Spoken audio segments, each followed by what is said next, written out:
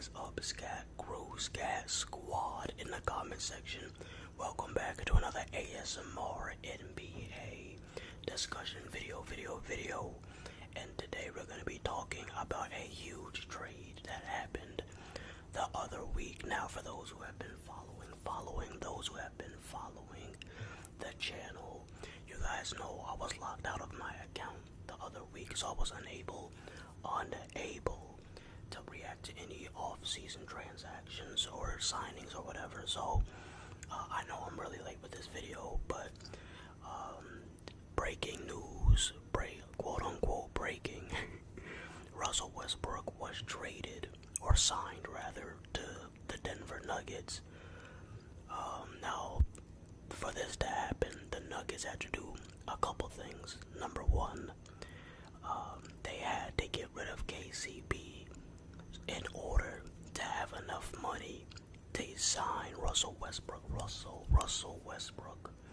And then second, they had to let go of Reggie Jackson. But I don't know if they had to, but I know that they did. So there's no longer a Reggie Jackson on the Denver Nuggets, and they don't have KCP, which are two huge losses for the Denver Nuggets. Probably your best you're the best 3-and-D player on your team, or who was on your team, that was remaining from your championship roster. And then you also just lost your sixth man, your backup point guard. Now, the backup point guard position doesn't matter so much because obviously, like I said, they have Westbrook, but you lost a point guard who could shoot off the dribble and was an expert at creating space. Mr. Reggie Jackson. You know what's crazy? I had a subscriber tell me that they only called him Mr. June because of a baseball player. That's crazy if they did that. Like, there's no correlation. I didn't even know there was a baseball player named Mr. June. Is baseball even played in June? I have no clue. I don't know. I don't watch baseball. If you watch baseball, shout out to all the baseball watchers. But yeah, so I'm gonna give you my grade on the trade, and also check the description. I know I didn't say that in the beginning, but check the description because we're gonna talk about a couple different topics, all Denver related, of course. But we're gonna talk about Russell Westbrook, Jamal Murray, the fit, etc. So make sure you check the description. Okay, so what is my letter grade for this signing? Now, I'm not gonna factor in them losing Reggie Jackson and KCP because that will lower the grade. I'm just gonna grade the signing itself. So in terms of fit and, playstyle wise, how does Westbrook fit with the team? Okay, now that depends if they start him. If they plan on starting Russell Westbrook, starting, I will give it a C plus or maybe a B minus. A C plus or a B minus if they plan on starting Russell Westbrook. Now, if they plan on using him as a six man and using him how the Clippers used him, I will give this signing a B or B plus. I'm leaning towards a B. Alright, so C plus if they want Russell to start, B plus if they bring him off the bench as the sixth man. So let's get into why I don't think it would be such a great idea to have Russell Westbrook starting. And the obvious reason is because the ball needs to be in Jokic's hand. And as we see, as with Russell Westbrook on the Lakers, you cannot have him off ball. Having Russell Westbrook off ball is like signing 2008 Rondo for 3-point shooting. There's no purpose. There's no purpose for that. So no one wants to see Russell Westbrook standing in the corner, spotting up like he's Kyle Korver on the Denver Nuggets for 20 minutes. No one wants to see that. And then they also have Jamal Murray, who can play better off the ball than Jokic. and Westbrook, but he still needs the ball, especially in like the fourth quarter. And he likes to create his own shot in big moments. So Russell Westbrook isn't gonna have the ball in his hands if he is in a starting lineup. So I just feel if they want to keep the chemistry and they want to have a balanced offensive system and scheme, a balanced offensive system and scheme, they would bring Russell Westbrook off the bench because their bench is trash. That was their biggest problem. The Nuggets had last season was the lack of depth.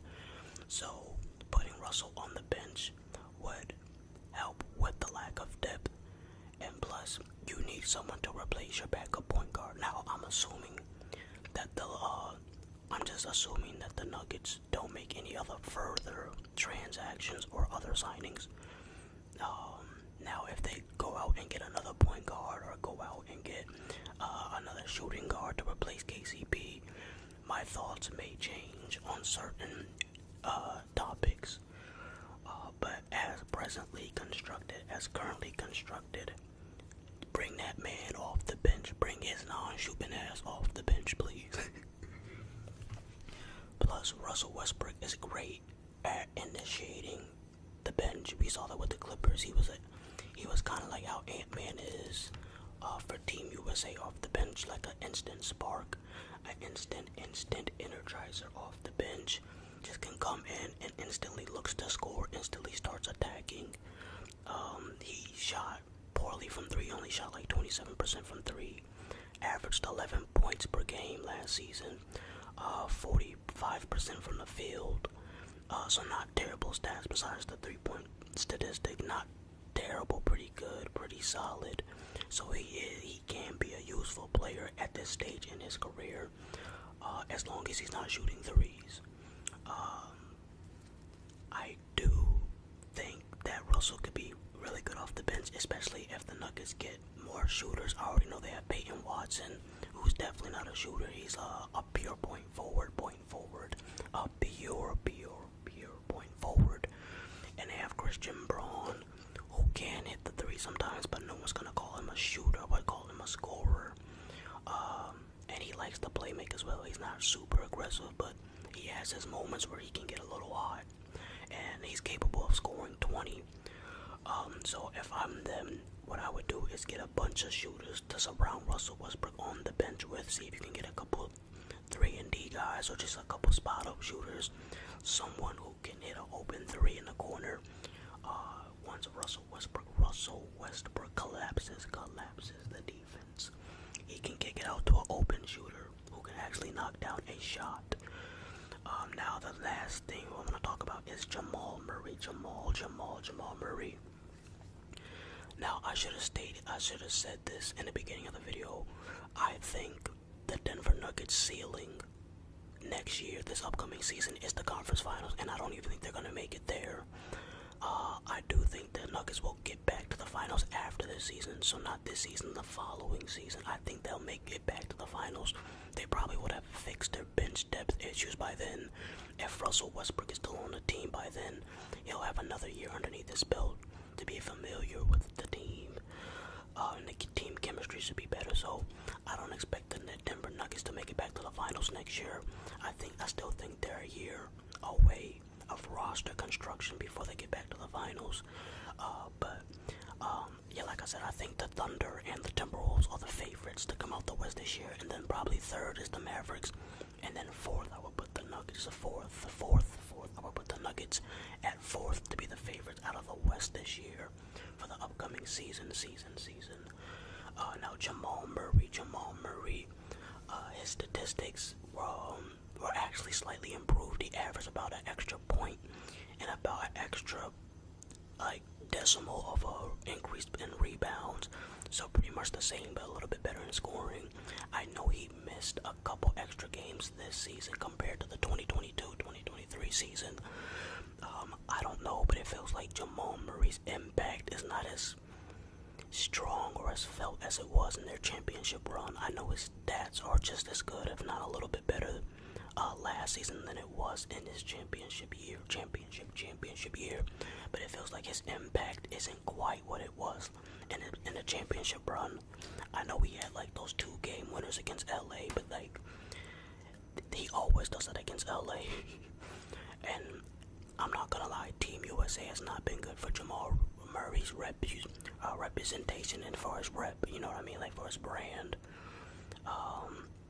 I know you never want to make too huge of a deal of Team USA and like the Olympics. I don't know why I said Team USA, he's Canadian. I'm bugging. But yeah, the Olympics hasn't been great for his rep because he's been struggling heavy, and it's looking like it might be true that he might be a Jokic merchant.